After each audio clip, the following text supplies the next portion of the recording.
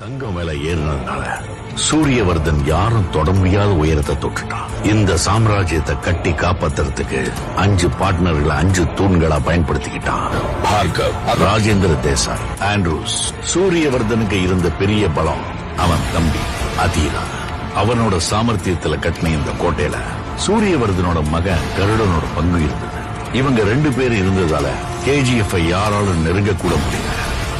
அங்க ஏற்கனவே ஒருத்தன் தன்னோட கால் தரத்தை பதிச்சுட்டான்னு அவங்க யாருக்குமே தெரியல.